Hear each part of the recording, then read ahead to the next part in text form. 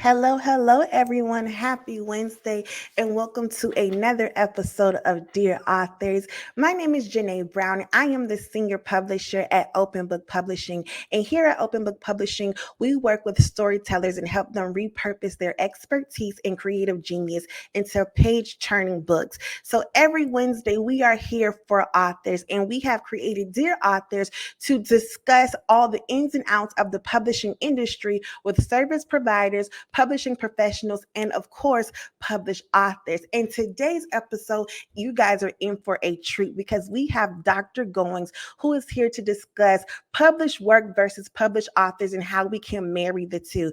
So, you guys join me and welcome Dr. Goings. Hey, Dr. Goings, how are you, sir? Hey, Janae, how you doing? I am well, can't complain. Thank you for joining us on this episode of Dear Authors. I'm excited to be on. Thanks for having me. I appreciate it. Of course, of course. So, for all of our PhD students who are joining us today, can you share with us who is Dr. Goings and what is all the amazing things that he does? Yeah, for sure. I'm Dr. Ramon Goings. First things first, I'm a father and husband, father to a 4-year-old named Leah. Besides that, professionally, what I do is I'm a college professor. I'm an associate professor in the language, literacy, and culture doctoral program at the University of Maryland University of Maryland, Baltimore County. And I currently run an organization called Done Dissertation, where we help doctoral students write and defend a dissertation in 1 year or less. Beyond that, I'm an avid sports fan and just love to see people succeed in life. And so that's what I'm all about. That is so awesome. Thank you again for being on our show. And so I really wanted to have this conversation because I know several individuals who are going through their doctoral program and they are thinking about what is the next step or how could they leverage their research once they have completed their dissertation, and also need to connect with you because the dissertation is kicking their butt. And so let's talk about what is the work that Done Dissertation does to help PhD students navigate the dissertation process. So what we do at Done Dissertation is really to help doctoral students get the system and strategies they need to get through the process. Because what happens with a lot of doctoral students, and think about our own education lives, right? We went through K through 12, undergrad, even our master's programs. And we learned that if we did our best doing our work and we submitted it, we would get an A or B and move on and graduate. When you get to the doctoral program, it's very different because the goal of the doctoral program is, of course, to learn. But at the end of this, you have to be someone who can generate knowledge that doesn't exist currently.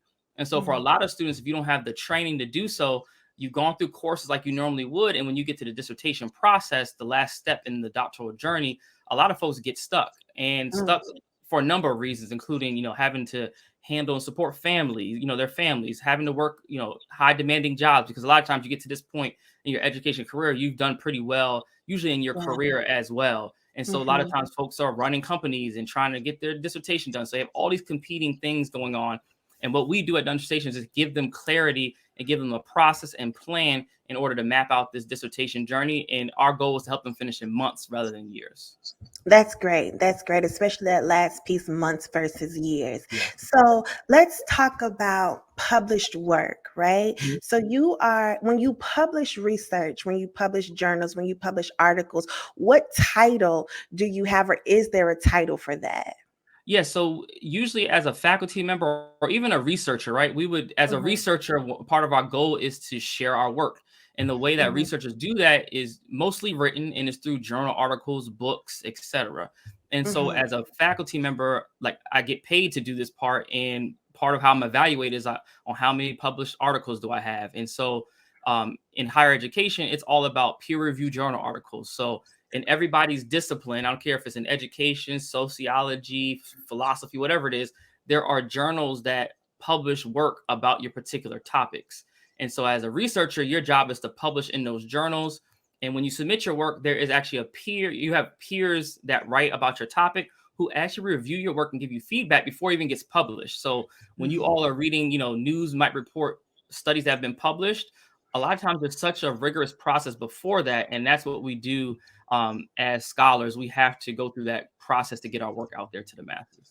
Okay, makes sense. So after the dissertation is completed, can those students then transition their research, their journals into published books? Oh, for sure. There's so many avenues to get your work out there. Typically, what students will hear in doctoral programs is to write in peer reviewed journal articles. That's one place, but you also Hmm. have books where you can definitely submit your work and do that, and they vary. So there's a number of ways to go about it. If you want to stay kind of like in the university context, you can do it through different academic presses, and so those again actually go through peer review as well. So you'll submit a book prospectus to this academic press. They send it out to experts on this topic.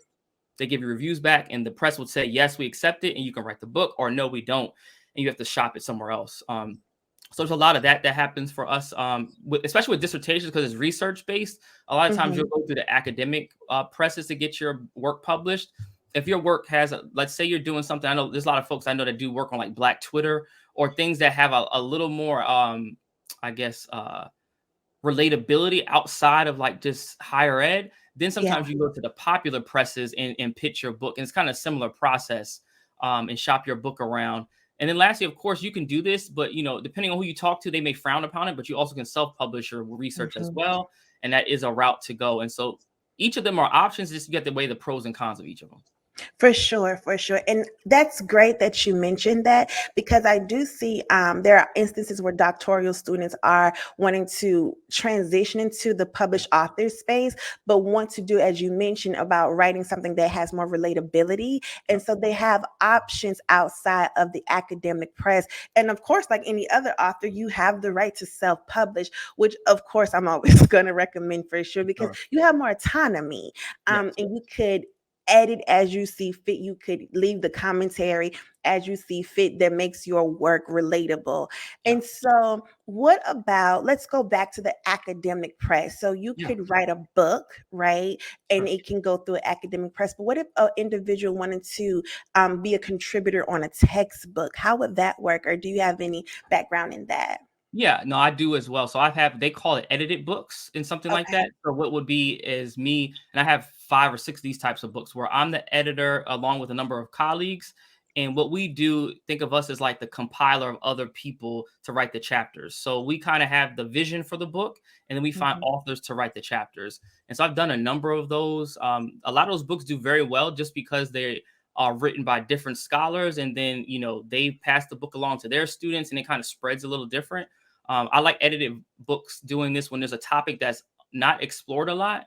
And it's Mm. a way to kind of put a lot of folks together on one particular focus, on just so to help the field move forward. So, just an example, I have a book that I did in 2022, just recently came out about 4 or 5 months ago, actually with my own former doc students. And Oh, so, nice. we had a book called Dissertating During a Pandemic, Narratives of Success of Scholars of Color. So what we did is that during when COVID first onset in 2020, we wanted to talk to doctoral students across the country about what was their experience like having to go from like being in person, being with faculty to instant remote learning and trying to write a dissertation. And so in this particular edited book, we have doctoral students from all different disciplines all over the country who wrote chapters about their own unique experience going through this process, trying to write their dissertation at the onset of COVID. Wow, that's phenomenal. That is phenomenal. And I didn't know that you could take that route when you were having multiple people Yeah, operate as a contributor instead of just two or three. So that's really good information. Then you kind of also could create your own book where you don't have to create a textbook, if you will, correct. that is in conjunction with the already existing course at a university, but you could create the book with individuals and then can pitch it to be a part of the curriculum for already existing courses, or even possibly create your own course Correct. at the school in which that you're a faculty. Correct.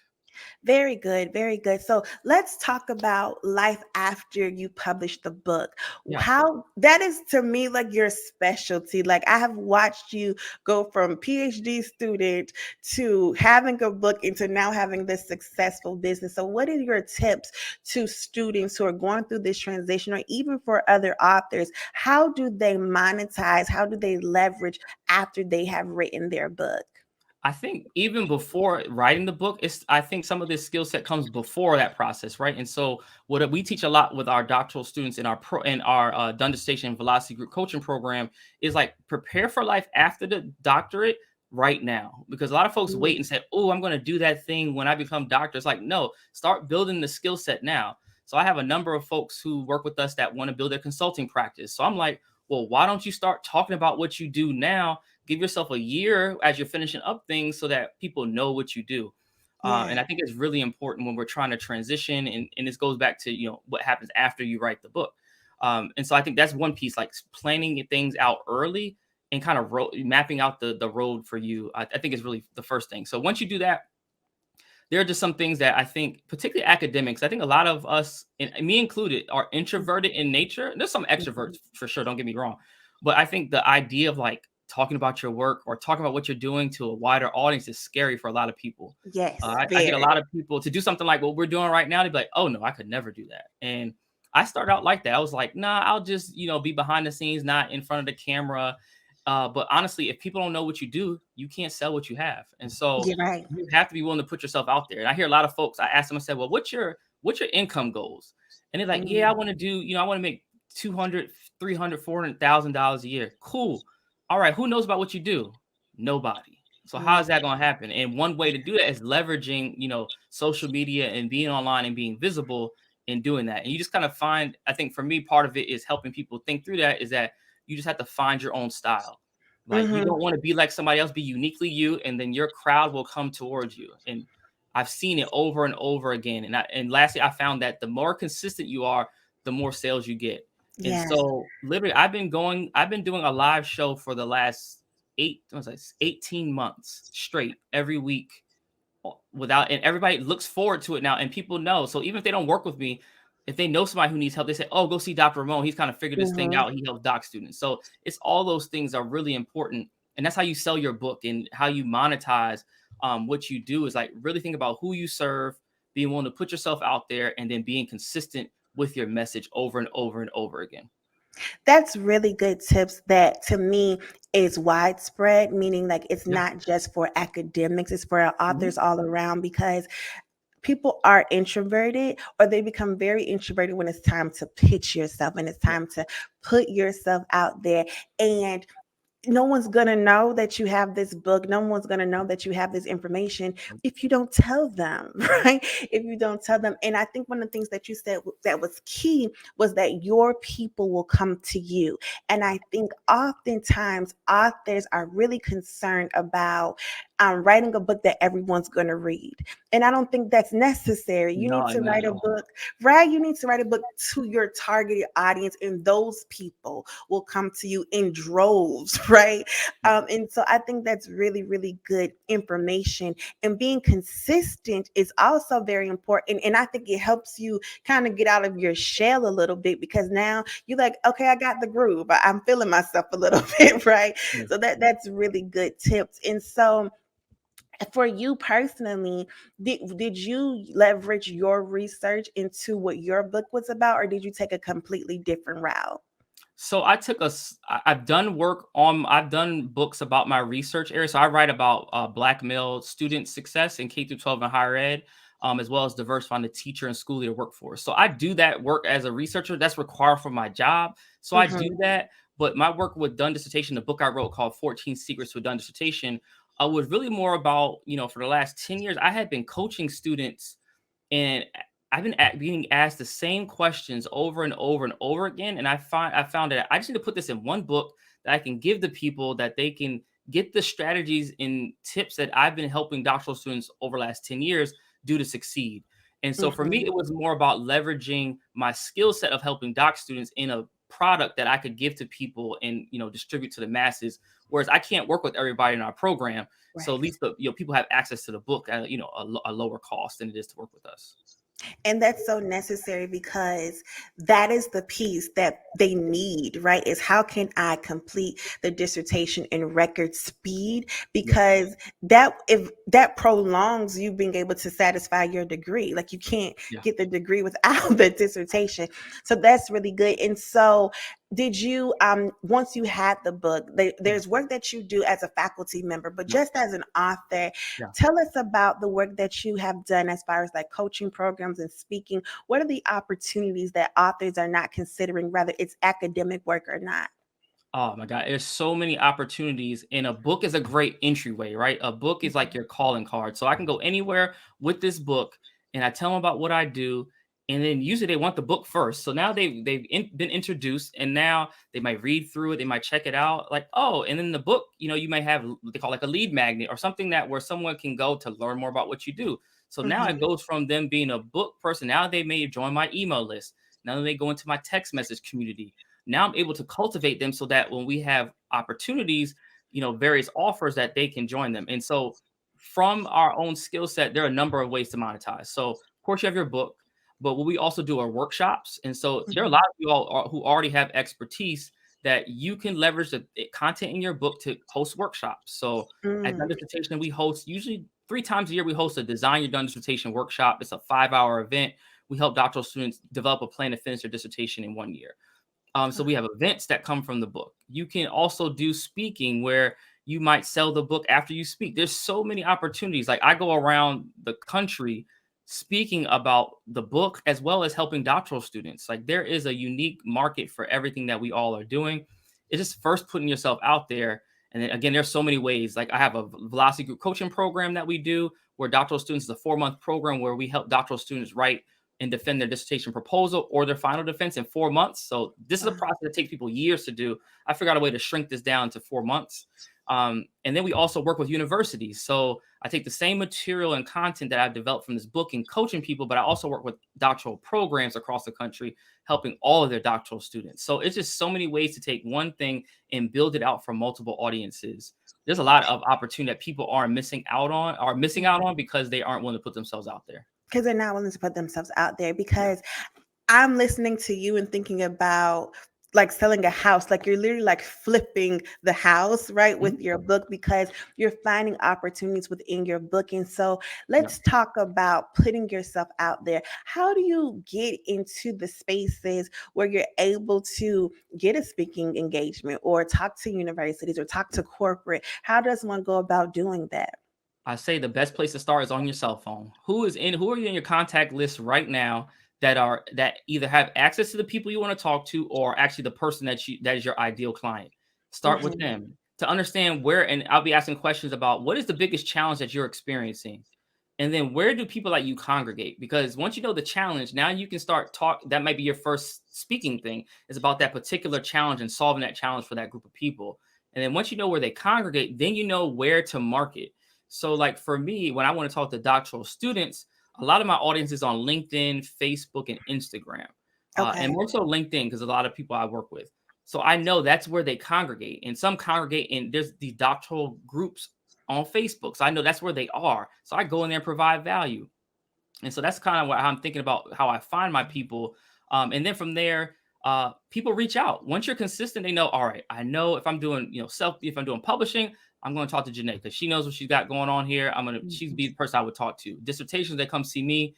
And Yep. then it just a matter, it snowballs. Once you do one speaking engagement, my goal in the room is when I go into that room, let's say it's just 100 people in that room. My goal is to leave that room with 5 new speaking engagements from the room Nice. because you provided so much value, you provide so much insight that people are like, man, I want you to come to my organization or my university. And so, in starting out to conclude, starting out, some folks may have to do things for free to start out if you're not known in your area. I Mhm. got lucky because I had before I really started putting myself out there on social media, I had a pretty good reputation as a researcher, so people knew my work. So they, Okay. could speak to that and they knew, and so most of my first speaking engagements were paid Mhm. initially, but there are some I do for free sometimes because I know it gives me access to the people in that room and I turn free into paid each and every day. It's really easy to do. Yeah, and I'm so glad that you said that because we are in a money hungry space and a very money hungry culture where people are not willing to do things if you're not going to pay me. Everyone saw the interview with Viola Davis when she's telling people like pay me by worth. Yeah. Yes, right? But you might have to start out doing things for free but having tenacity to make sure that you can convert your free into paid opportunities. So I'm so glad that you dispelled that myth. I want to give you an example of how this works for folks who are watching because I think sometimes like how does this really look? And it just happened Mhm. to me, so I'm going to explain how this goes. And so Please. I had got offered a speaking engagement at no cost. They were like, "We can't afford you come out. We'll pay for possibly to get here, but we can't pay for you." I said, "Okay, Mhm. fine." because I knew that the audience said, "What's your audience?" They told me the folks that were going to be in the room. I said, "Okay, that's the audience I want to talk to." But let me ask you this: do you all have a book budget by any chance? And I know sometimes how these institutions have different types of budgets that are different line items. So they couldn't pay me to speak, but they said, "Oh, well, yeah, we could order, we could order 75 copies of your book." Now I turn a free speaking engagement for this one book, at $25 a pop. I just do the math on that. We're at somewhere what? Do it real quick. 75 times 50 Let me do it or real quick. yeah, what is it? 75 times 25, 75 times 25 is 1875. 1875. Mm-hmm. Now I turn free into 18, almost $2,000 right there. Selling the book pays for my speaking fee because the book cost me no more than I've already printed the books. They already paid for. It cost me Mm-hmm. no more. So like this has already been, paid for, and Right. it's definitely a win-win. So not only did I do it for free, but I got paid for my books. But then also I'm going to go in that room, and then people are going to become my client. And so now that free experience got me 200 on the front end, but it's probably going to get me about 40 or 50,000 on the back end. Right. And then also, you included lead generators in your book where, bare minimum, people have the information to connect with you. And so, if all of those people got your book and then give it to someone, now you have also converted them twice. Yes. Right. And so, it's really important for people to understand that because your entry point might not be paid, there's still opportunity if you become incredibly innovative. Yeah. Yeah. Innovation is key. Yeah, Mhm. there's always a way to turn free into paid. You just have to be a little clever about it and ask questions and ask folks, like, if they say they don't have a budget, well, what's going on? Or, some questions to possibly ask is like, do you all do this event once a year? Do you do it multiple times a year? Because sometimes you just want the long game. I Yeah. want the partnership. And so I've had to learn that over time. Shout out to my speaking coach, Dr. Jenna Dyson. So she taught me kind of that part of just being like more forward thinking about the long term gain. It might not be unpaid right now, can turn into hundreds of thousands of dollars over the next 3 to 5 years. So if you think Mhm. like that, you operate a little different. Absolutely. And so you mentioned two things we talked about opportunities for authors. You mentioned Yeah. coaching programs and you mentioned speaking. Yeah. Do you think that is discipline specific as far as which route that you take or no? No, I think sometimes it's about, you know, I would say not everybody is a good public speaker. Like if that's Sure. not your jam, that's not what you do. So be okay with like figuring out what's the best medium to reach your audience. And so if speaking is not it, you might be someone who's great at writing blog posts. So you might develop a great blog that people come to. Or you might not be good at like speaking, 20, 30 minutes, but you could do like micro content. So maybe TikTok or other ways of getting yourself out there might be better. So it just depends on who you are. I'm cool either way. And just to be, it's interesting, right? If you would have told me I would be a speaker right now, like when I was younger, I would say no way. Because when I was a kid, I have a background in music, right? So I can play any music instrument, and so and I used to like to sing. And my mom was like, "Yeah, you need to sing in the church." And so if y'all know the church, you know how the thing goes. And so I Mhm. sing in front of the church. I do the practice the day before. I'm like, cool, I could do my solo. I get up in front of that audience. The church was huge. I never thought about there was gonna be all these people looking at me. And Yes. I froze. And the person in the front, like Deacon Hager, is like, come on, baby, get it together. Or like, and they say, take your time. And if they say take your time, like hurry up and get off because you're not really doing a good job. And so the fact that I'm a speaker now is really remarkable because I wouldn't have thought about that earlier. So definitely if you have interest in speaking, pursue it. So sometimes you might do these things for free to get the practice. That's why I like Mhm. being online. I do this every week. It's an opportunity to practice different ideas, different stories I want to tell. So it helps me improve my public speaking. So it's always an opportunity to improve if you want to go the speaking route. Because I do really Yeah. encourage people to do it. And if you're nervous about it, try it out online where you don't have an audience right in front of you, and then build your confidence from there. For sure. Because to your point, speaking is not everyone's jam, but it's definitely something that you can develop over time. And I think what you said was key that you should capitalize on the program or the opportunity where your people are, right? Mhm. Because sometimes you might would be within a discipline or be writing a book in a topic where they don't necessarily have conferences or where there are a lot of speaking opportunities, but Yep. coaching and training them into being the top tier in their industry is always a good opportunity as well. Yeah, and I would add too that if you're in a field or you're talking about a really niche topic, whatever it is, um, if the community doesn't already exist, you create it. Because once you Mhm. create it, you become the key linchpin to that whole niche moving forward. So now you become an instant expert because you're gathering people.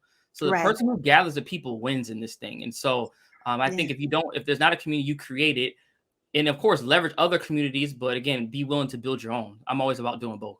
Yes, absolutely. And that is exactly where I was going with that because it's important that you are the trendsetter in your industry, regardless of what the industry is. So, absolutely, I'm totally team creating the industry, creating the opportunity, because then you're also bringing in all of those students that you're working with in those various coaching programs. And so, could we talk a little bit more about the coaching program route? Yeah, Is there, because coaching programs are multifaceted, right? They're sure. self-paced, there is meeting together in person, there's meeting together virtually, there's a hybrid situation. What's Yeah. kind of your jam? What are your recommendations when someone is curating a coaching program? I would say if you're starting out, start one on one. Okay. One, it's the lowest barrier to entry. There's no cost besides your time, Hmm. and it's flexible, right? We can fit it in with your schedule. Start one on one because you want to get experience, especially if you don't have a lot of experience in whatever it is that you're really doing. Start one on one so you can build the testimonials. You can start figuring out, all right, I've had these one on one clients. They start asking the same thing.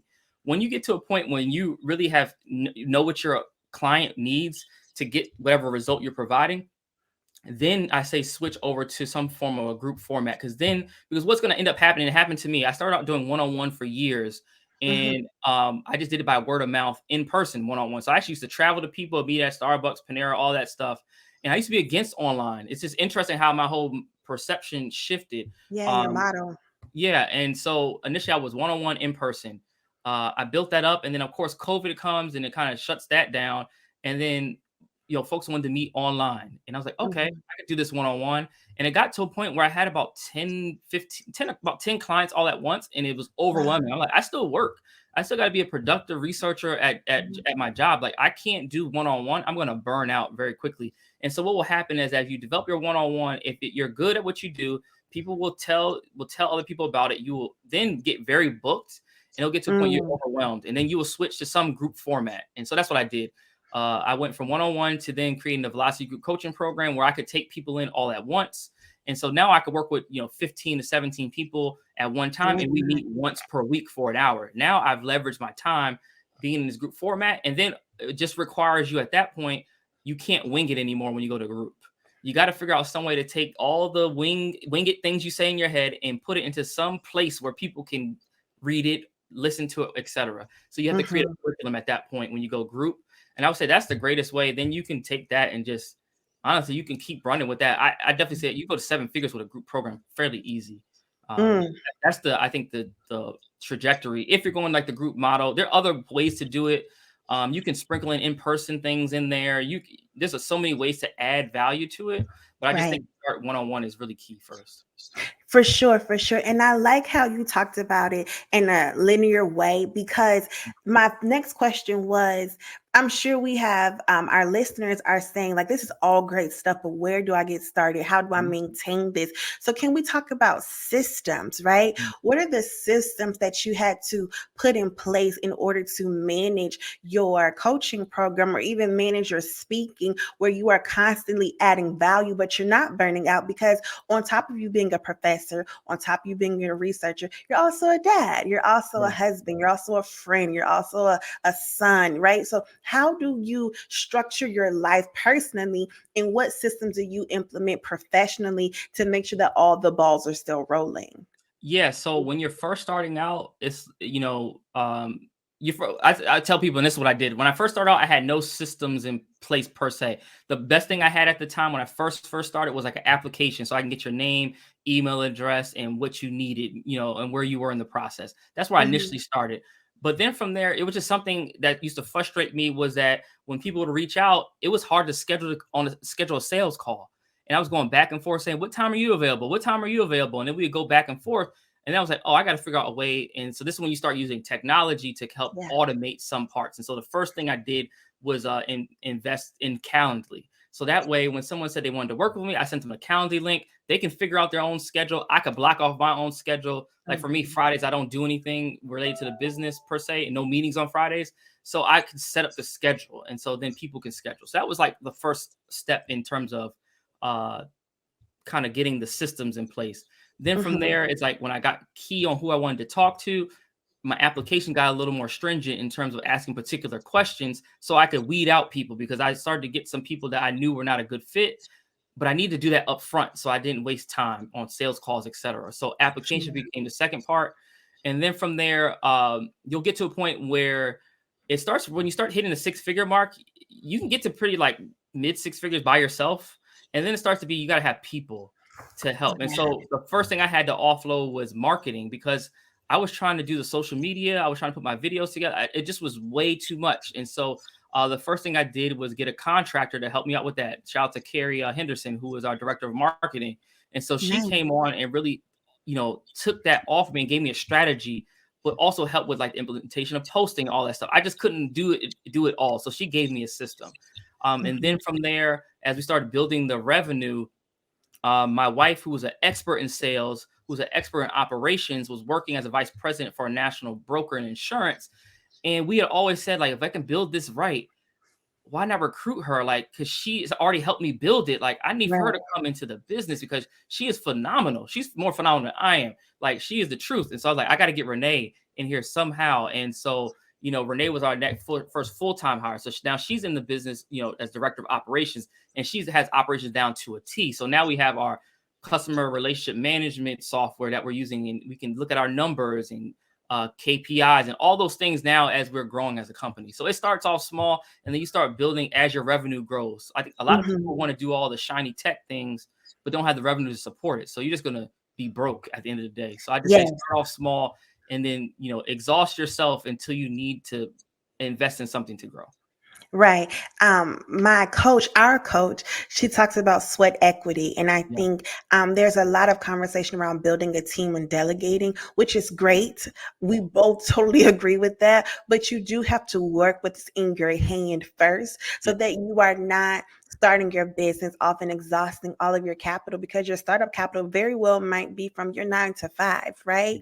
Mhm. Which is totally fine, which is totally at this point is standard practice Yeah. Yeah. for you to work and to also be running your business, and then one is funding the other, and Yeah. you might burn out like or Yeah. get really close to it, Yeah. and it's okay because as the revenue comes you can build that team, but your systems and technology will take you a pretty good route, a pretty Yeah. far without a team, but definitely get one when that season comes. And so you talked about hiring your wife to be a part of your business. Is there any other personal systems that you had to create to be able to balance being all the things that you are personally and then all the things that you are professionally?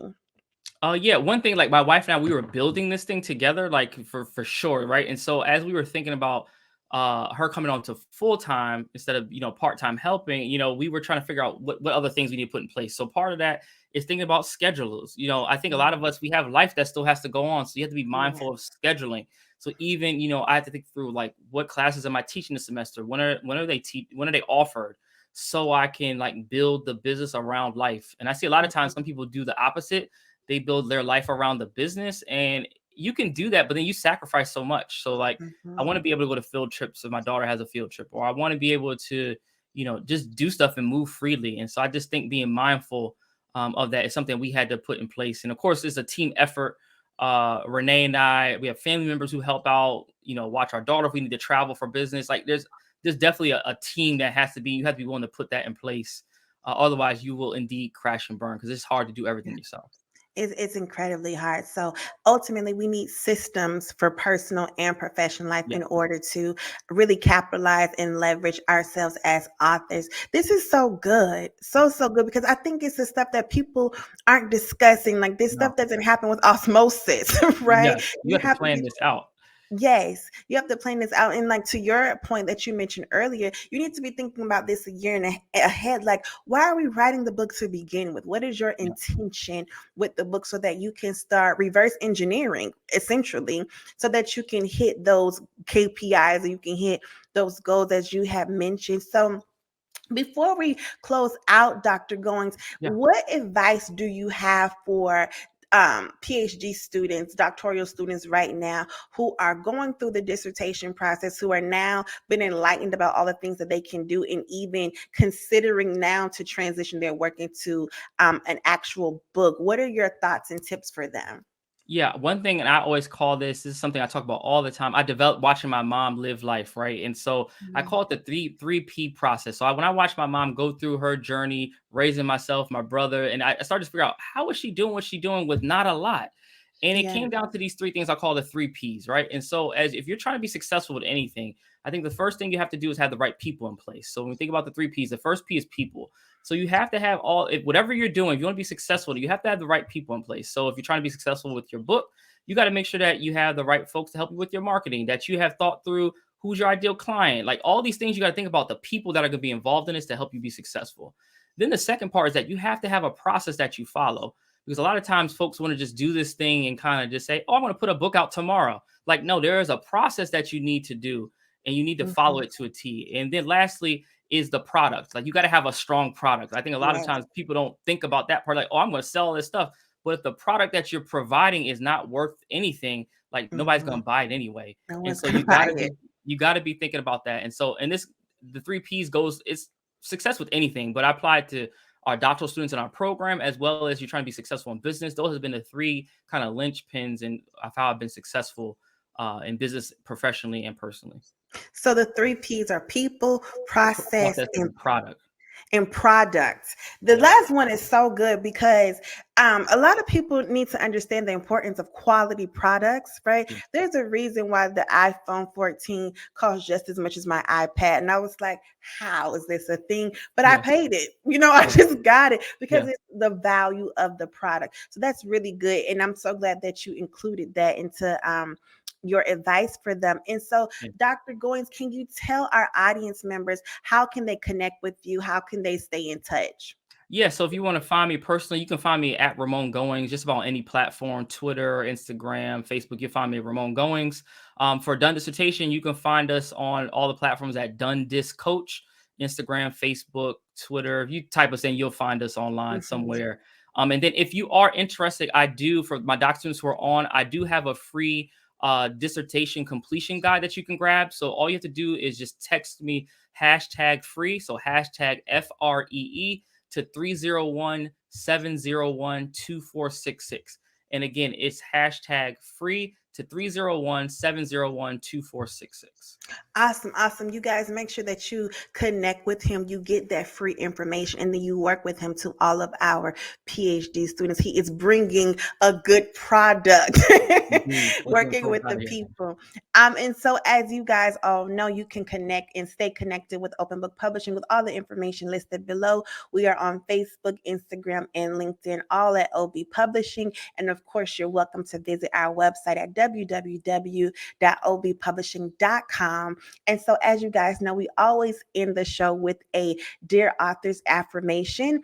And my affirmation is kind of multifaceted with all the good jewels Dr. Goings have dropped today. So, first thing I would say is to put yourself out there. Shoot your shot is not just something that happens in the dating world, okay? Shoot your shot professionally. Let people know about the high value and the premium product that you have to offer.